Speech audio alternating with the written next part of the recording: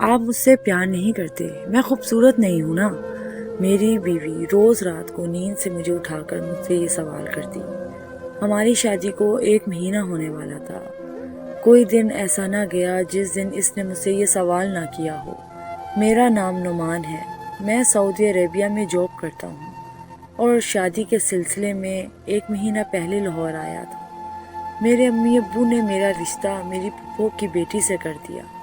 میں بھی خاموش ہو گیا کیونکہ اس میں میرے ماں باپ کی خوشی تھی اور رشتے کے لیے ہاں کر دی۔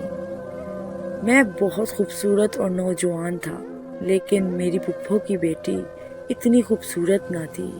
اس کا رنگ گورا نہ تھا اور کافی موٹی تھی، اور میرا رنگ بہت گورا تھا، لیکن مجھے اس چیز سے کوئی بھی پرابلم نہ تھی۔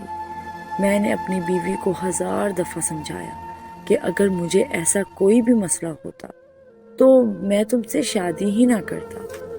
میرے لیے یہ کوئی زبردستی نہ تھی، لیکن وہ یہ بات سمجھنے کو تیار ہی نہیں۔ روز روز مجھ سے لڑائیاں کرنا، میں تنگ آ گیا تھا۔ میں اس کے ویزے کی تیاری کرنا شروع کر دی کہ وہ میرے ساتھ سعودی عرب چل پڑے، لیکن اس کو پھر بھی یقین نہ آئے۔ ہم باہر گھومنے گئے، پورا 1 ہفتہ ہم پہاڑوں میں گھومتے پھرتے رہے۔ میں اس کو احساس کراتا رہا کہ میں اس کو پسند کرتا ہوں، لیکن نہیں، وہاں پر بھی یہ روز مجھ سے یہ سوال کرتی۔ پھر ایک دن یہ ہوا کہ اس نے مجھ پہ شک بھی کرنا شروع کر دیا۔ میں نے اس کو کہا کہ شادی کو دن ہی کتنے ہوئے ہیں کہ تم یہ سب حرکتیں کر رہی ہو، اس کا انجام اچھا نہ ہوگا، لیکن اس نے نہ مانا۔ ایک دن یہ میرے امی ابو کے سامنے مجھ سے بدتمیزی کرنے لگی، مجھ پہ شک کرنے لگی، طرح طرح کے فضول باتیں کرنے لگی۔ میں نے اس سے غصے میں بولا کہ خاموش ہو جاؤ۔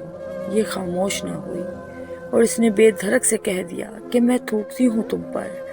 تو بس وہ لمحہ تھا کہ اس کے آگے میں نے کچھ نہ سوچا، نہ سنا، نہ دیکھا، اور میں نے اس سے گھر سے جانے کا کہہ دیا۔ جب وہ گھر گئی تو میری پھپھو اور ان کے خاوند میری امی ابو کے پاس آئے۔ بہت کہا، بہت سمجھایا۔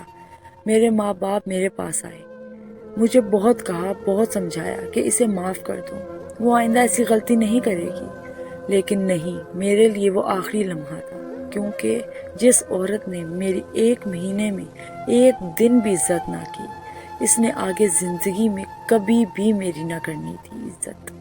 مجھے اپنی زندگی کا سکون زیادہ پیارا تھا۔ میں نے چٹ پٹ فیصلہ کیا کہ اب میں نے نہیں رکنا۔ بس کیا تھا کہ میرے ماں باپ نے مجھ پہ زبردستی کی، تو میں نے ابلتی ہوئی چائے اپنے سر پر ڈال دی کہ نہیں تو نہیں۔ یہ دیکھ کر میرے ماں باپ بھی چپ ہو گئے اور پیچھے ہٹ گئے۔ تب میں نے طلاق نامہ اس کے گھر بھجوایا۔ میری پھپھو نے ہم سے خاندان الگ کر دیا۔ میں واپس سعودی عربیہ چلا گیا۔ میں یہی سوچتا کہ شاید وہ میری قسمت میں نہ تھی، یا یہ ایسی زندگی وہ جینا ہی نہیں چاہتی تھی۔ میں ویل سیٹ تھا اور یہ اچھے سے جانتی تھی۔ پتہ نہیں کون سا غبار اس کے دماغ پر تھا جو وہ مجھ پر اتار رہی تھی۔ اس کی ماں اسے ڈھیروں تعویذ گلے میں پہناتی، اور جس دن ہماری لڑائی ہوئی، اس دن تو اس نے سارے تعویذ کاٹ کر ڈسٹ بن میں پھینک دیے، اور میں دیکھتا رہا کہ اتنے تعویذ، خیر جوڑیاں تو خدا بناتا ہے۔ تب میری عمر 28 سال کی تھی۔ جب میں 35 کا ہوا تو میرے والدین نے پھر شادی کا کہا کہ کب تک اس طرح اکیلے رہو گے۔